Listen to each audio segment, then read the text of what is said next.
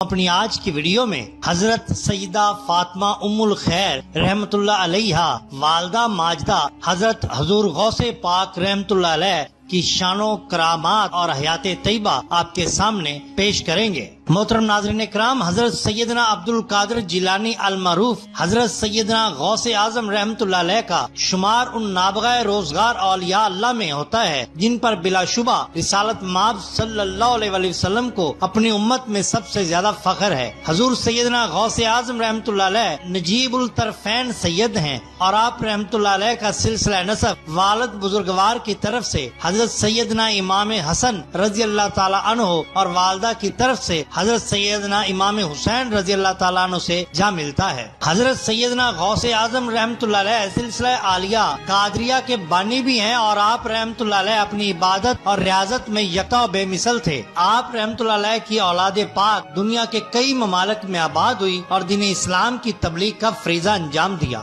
حضور سیدنا غوث اعظم رحمت اللہ علیہ کو یہ شرف بھی حاصل ہے کہ آپ رحمت اللہ علیہ پیرانے پیر ہیں اور آپ رحمت اللہ علیہ کا فرمان ہے کہ تمام اولیاء اللہ کی گردنوں پر میرا قدم ہے۔ محترم ناظرین اکرام، انسان کی تربیت اور پرورش میں ماں کا کردار بہت اہم ہوتا ہے۔ ماں کی گود ہی پہلا گہوارہ ہوتا ہے جو عام انسان کو بھی اولیاء اللہ، غوث اور قطب تک کے منازل تک لے جاتی ہے۔ اسی لیے ناظرین اکرام، ہم حضور سیدنا غوث اعظم کی والدہ ماجدہ سیدہ فاطمہ ام الخیر رحمت اللہ علیہا کا احوال آپ کے سامنے پیش کریں گے اور آپ کی حیات طیبہ اور شان و کرامات کا مفصل حال آپ کے سامنے رکھیں گے۔ قابل صد احترام ناظرین کرام، پیرانے پیر دستگیر سیدنا شیخ عبد القادر جیلانی رحمت اللہ علیہ کی والدہ ماجدہ سیدہ فاطمہ ام الخیر رحمت اللہ علیہا نہایت پاک باز، عابدہ، زاہدہ اور خدا رسیدہ خاتون تھی۔ ان کی شادی سید ابو صالح جنگی دوست رحمت اللہ علیہ سے ہوئی جو متقی اور عارف باللہ بزرگ تھے۔ سید ابو صالح رحمت اللہ علیہ لڑکپن ہی سے ریاضت اور مجاہدے میں مشغول رہتے تھے۔ ایک روز دریا کے کنارے عبادت کر رہے تھے کہ دریا میں بہتا ہوا ایک سیب دیکھا۔ بسم اللہ پڑھ کر سیب کھا لیا۔ دل میں خیال آیا کہ پتہ نہیں کس کا ہے۔ یہ سوچ کر پانی کے بہاؤ کے مخالف سمت سیب کے مالک کی تلاش میں چل پڑے۔ کافی فاصلہ کے بعد انہیں ایک باغ نظر آیا۔ سید ابو صالح رحمت اللہ علیہ نے سیب کے مالک کا پتہ پوچھا تو معلوم ہوا کہ اس کے مالک جیلان کے ایک رئیس سید عبداللہ ابو صالح رحمت اللہ علیہ ان کی خدمت میں حاضر ہوئے اور بلا اجازت سیب کھانے کی معافی چاہی۔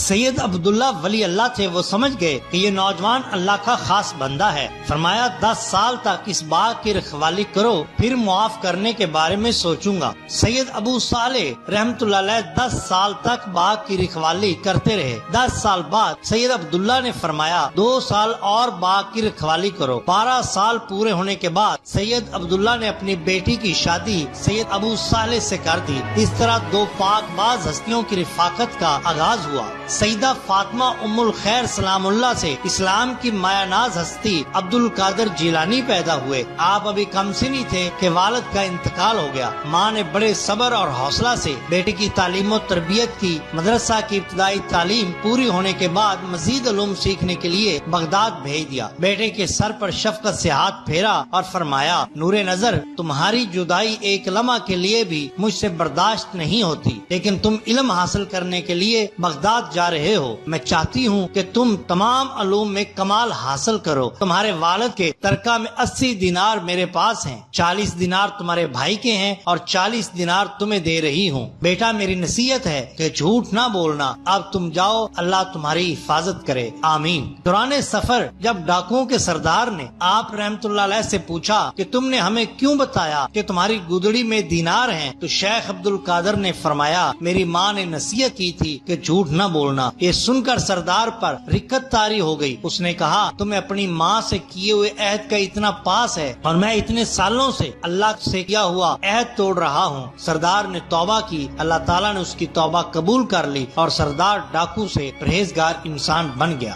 سیدہ فاطمہ ام الخیر رحمت اللہ علیہا کے چند چند اقوال زریں آپ کے سامنے پیش کر رہے ہیں۔ آپ فرماتی ہیں کہ رسول اللہ صلی اللہ علیہ وسلم کا ارشاد ہے، ہر مسلمان مرد اور ہر مسلمان عورت پر علم سیکھنا فرض ہے، لہذا علم پہلی ترجیح ہونی چاہیے۔ انسان کا شرف یہ ہے کہ وہ علم سیکھ لیتا ہے۔ حیوانات کے سروں پر دستار فضیلت نہیں باندھی جاتی۔ ایک جھوٹ کو ثابت کرنے کے لیے 100 جھوٹ بولنے پڑتے ہیں، پھر بھی جھوٹ جھوٹ ہی رہتا ہے۔ ماں کی گود بچوں کی پہلی تربیت گاہ ہوتی ہے۔ ماں بچے کے ذہن پر جو نقوش بنا دیتی ہے وہ پوری زندگی قائم رہتے ہیں۔ ماں کی محبت اللہ کی محبت کا حصہ ہے۔ اللہ تعالیٰ 70 ماؤں سے زیادہ محبت کرتا ہے، اس لیے اللہ تعالیٰ سے محبت کرنی چاہیے۔ ماں کے قدموں میں جنت ہوتی ہے، یہ فرمان رسالت مآب صلی اللہ علیہ وسلم کا ہے۔ اس کا مطلب یہ ہے کہ ماں کی خدمت اور اسے خوش رکھنے سے اللہ تعالیٰ جنت عطا کرتا ہے۔ یہ آپ کی تربیت کا ہی نتیجہ ہے کہ محی الدین حضور سیدنا غوث اعظم پیران پیر دستگیر اور غوث کے مرتبہ تک پہنچے۔ اللہ تعالیٰ ان کو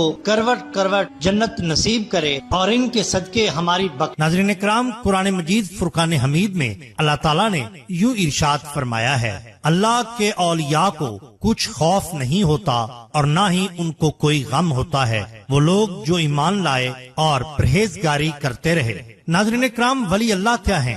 اصل میں ولی کی اصل ولا سے ہے جو قرب و نصرت کے معنی میں ہے۔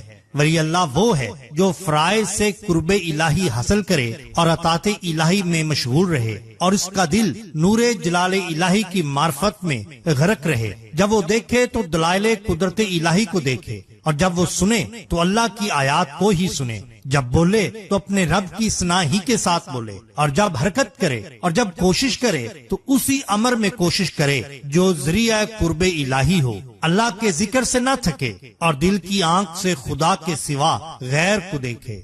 یہ صرف اولیاء اللہ کی ہے۔ جب بندہ اس حال پر پہنچتا ہے تو اللہ اس کا ولی و ناصر اور معین و مددگار ہوتا ہے۔ متکلمین کہتے ہیں کہ ولی اللہ وہ ہے جو اعتقاد صحیح مبنی بر دلیل رکھتا ہو اور شرع مطالعہ کے مطابق اعمال صالح بجا لاتا ہو۔ بعض عارفین نے فرمایا کہ ولایت نام ہے قرب الہی اور ہمیشہ اللہ کے ساتھ مشغول رہنے کا۔ جب بندہ اس مقام پر پہنچتا ہے تو اس کو کسی چیز کا خوف نہیں رہتا اور نہ ہی کسی شے کے فوت ہو جانے کا اسے غم ہوتا ہے۔ حضور والا حضرت محبوب سبحانی غوث سمدانی شہباز لا مکانی قدسرا النورانی یقیناً اولیاء اللہ کے سرخیل ہیں۔ آپ کے زمانہ مبارک میں ایک مقرب ولی کی ولایت چھن گئی اور چھوٹے بڑے سب کے سب اسے مردود کہنے لگے۔ وہ 360 اولیاء کاملین کی خدمت میں حاضر ہو کر ملتجمی ہوا، التجا کرنے لگا اور سب نے اس کے لیے دربار خداوندی میں سفارش کی، لیکن ان کی سفارش قبول نہ کی گئی اور تمام نے اس کا نام لوح محفوظ کی فہرست میں اشقیا یعنی مردود میں لکھا دیکھا تو انہیں یہ خبر سنائی گئی کہ تم کبھی بھی اپنی پہلی منزل پر واپس نہیں آ سکتے۔ چنانچہ یہ سن کر اس کا چہرہ سیاہ ہو گیا۔ آخرکار سلطان الاولیاء غوث سمدانی قدسرا النورانی کی بارگاہ غوثیت مآب میں حاضر ہوا تو آپ نے فرمایا، آ جاؤ، اگر تم مردود ہو گئے ہو تو میں اذن باری تعالیٰ سے مقبول بنا سکتا ہوں۔ پھر آپ نے اس کے لیے دعا فرمائی، ندا آئی، کیا تم نہیں جانتے کہ 360 اولیاء کاملین اس کے حق میں سفارش کر چکے اور میں نے ان کی سفارشات کو قبول نہیں کیا کیونکہ لوح محفوظ میں شکی بدبخت لکھا جا چکا ہے۔ غوث اعظم بارگاہ خداوندی میں التجا کرتے ہیں کہ الہی تم مردود کو مقبول اور مقبول کو مردود بنانے پر قادر ہو۔ اگر تمہارا یہی ارادہ ہے کہ یہ مردود ہی رہے تو تم نے مجھ سے مقبول بنانے کی دعا کیوں کرائی ہے؟ ندا آئی، اسے میں نے تیرے سپرد کیا، جو چاہو بنا دو، اور تمہارا مردود میرا مردود ہے، تمہارا مقبول میرے ہاں مقبول ہے۔ اس کے بعد آپ نے اسے منہ دھونے کا حکم دیا اور اللہ تعالیٰ نے اس کا نام اشقیا کی فہرست سے مٹا کر اصفیاء کی فہرست میں لکھ دیا اور باری تعالیٰ سے خطاب ہوا، اے غوث اعظم، میں نے تمہیں عزب و نسب کے تمام اختیارات عطا کر دیے اور تمہارا مقبول میرا مقبول اور تمہارا مردود میرا مردود ہے۔ بالکل اسی طرح حضرت شیخ احمد رفاعی رحمت اللہ تعالی علیہ ہمیشہ اپنے مریدین کو حضرت محبوب سبحانی شیخ عبد القادر جیلانی قدس سرا النورانی کی زیارت کی وصیت فرمایا کرتے۔ ایک روز ایک شخص آپ سے بغداد کے سفر کے لیے رخصت ہونے کا ملتجی ہوا تو آپ نے فرمایا جب تم بغداد شریف جاؤ تو سب سے پہلے حضرت محبوب سبحانی شیخ عبد القادر جیلانی رحمت اللہ تعالی علیہ حیات ہوں تو ان کی زیارت کرنا، اگر انتقال فرما چکے ہوں تو ان کی قبر مبارک کی زیارت کرنا، کیونکہ اللہ تعالیٰ کا وعدہ ہے کہ جو شخص بغداد جائے اور آپ کی زیارت نہ کرے تو اس کا حال سلب ہو جائے گا، اگرچہ مرنے کے کچھ ہی پہلے سلب ہو جائے۔ اس کے بعد آپ کا ارشاد مبارک نقل فرمایا، حضرت محبوب سبحانی قطب جزدانی شیخ عبد القادر جیلانی قدس را النورانی نے فرمایا بے نصیب ہے وہ شخص جس نے آپ کی زیارت نہ کی۔ ناظرین اکرام، یہ ہماری ویڈیو کا پہلا حصہ ہے اور یہی شان ہوتی ہے اولیاء اللہ کی۔ غوث پاک رحمت اللہ علیہ کی کرامت، ایک بھوکے مچھرے کی تقدیر بدل گئی۔ یہ اس دور کی بات ہے جب بغداد کے ایک کنارے پر ایک غریب مچھرہ ہارون رہتا تھا۔ اس کا روزگار مچھلی پکڑنے پر تھا، مگر کئی ہفتوں سے اس کے جال خالی آ رہے تھے۔ غربت نے اس کے دروازے پر ڈیرے ڈال لیے تھے اور بیوی صبا ہر دن ناراضی اور تانوں سے اس کی زندگی کو اور مشکل بنا رہی تھی۔ ایک دن صبا نے صاف لفظوں میں کہہ دیا، اگر آج بھی خالی ہاتھ آیا تو واپس گھر مت آنا۔ ہارون کے دل پر جیسے خنجر چل گیا۔ وہ خاموشی سے اپنی چھوٹی سی کشتی لے کر سمندر کی طرف چل دیا۔ پورا دن جال پھینکتا رہا مگر قسمت جیسے اس سے ناراض تھی۔ جب شام ہوئی تو وہ خالی ہاتھ واپس لوٹا۔ بیوی نے تانوں کی بارش کر دی۔ وہ بھوکا تھا مگر کھانے کو کچھ نہ ملا۔ صبا نے اپنی بھوک چھپا لی اور ہارون کو کچھ بھی نہ دیا۔ دل گرفتہ ہو کر وہ گلیوں میں نکل گیا۔ ہر در پر دستک دی مگر غربت کا مذاق آڑا گیا۔ مایوس ہو کر وہ سمندر کے کنارے جا بیٹھا۔ سرد ہوائیں تنہائی اور بے بسی اس کے گرد گھیرا ڈالے ہوئے تھیں۔ اس کی آنکھوں سے آنسو نکل پڑے۔ وہ آسمان کی طرف دیکھ کر کہنے لگا، آ اللہ، کیا میری قسمت میں ہمیشہ ذلت ہی لکھی ہے؟ تاو ہی میرا سہارا ہے۔ اسی لمحے ایک سفید ریش بزرگ اس کے قریب آئے، چہرے پر نور، آنکھوں میں شفقت اور آواز میں سکون۔ انہوں نے پوچھا، بیٹا کیوں غمگین ہو؟ ہارون نے ساری کہانی سنائی۔ بزرگ نے مسکرا کر اس کے سر پر ہاتھ رکھا اور فرمایا، بیٹا، اللہ کے ولی کبھی کسی بھوکے کو خالی نہیں لوٹاتے۔ تاو آج رات بھوکا نہیں سوئے گا۔ اللہ کا ایک ولی حضرت غوث پاک رحمت اللہ علیہ تیرے ساتھ ہیں۔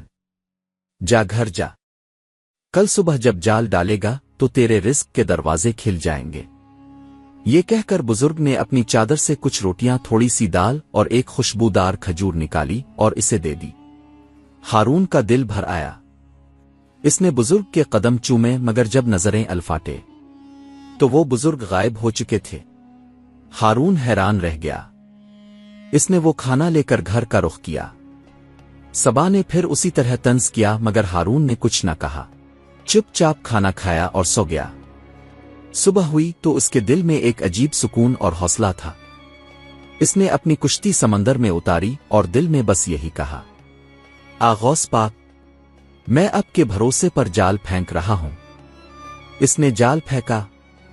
چند لمحے گزرے ہوں گے کہ جال میں ایک زوردار جھٹکا لگا۔ اس نے جال کھینچا تو حیران رہ گیا۔ جال مچھلیوں سے بھرا ہوا تھا۔ نہ صرف مچھلیاں بلکہ کچھ مچھلیوں کی کھال میں چمکتے ہوئے سکے چھپے ہوئے تھے جیسے سونا۔ وہ حیران تھا، کانپ رہا تھا۔ اس نے دوبارہ جال ڈالا، پھر جال بھرا نکلا۔ جب وہ ساحل پر آیا تو بستی کے سارے مچھرے حیران رہ گئے۔ شیراز، جس نے اسے کل رات دھتکارا تھا، ہارون سے کہنے لگا، یہ کرامت کیسے ہو گئی؟ ہارون کی آنکھوں سے آنسو نکلے۔ اس نے کہا، یہ میرے کچھ بھی کرنے سے نہیں ہوا، یہ میرے پیر و مرشد حضور غوث اعظم دستگیر رحمت اللہ علیہ کی کرامت ہے۔ وہی بزرگ کل رات میرے پاس آئے تھے، انہوں نے میرے حال پر رحم کیا۔ اس دن سے ہارون کی زندگی بدل گئی۔ بیوی صبا کا دل بھی بدل گیا۔ اس نے ندامت سے معافی مانگی اور ساری زندگی ہارون کی خدمت میں لگ گئی۔ لوگ دور دور سے آ کر ہارون سے قصہ سننے لگے، اور جب بھی وہ یہ قصہ سناتا اس کے چہرے پر آنسو آ جاتے اور زبان پر صرف ایک ہی نام ہوتا، شیخ عبد القادر جیلانی مدد۔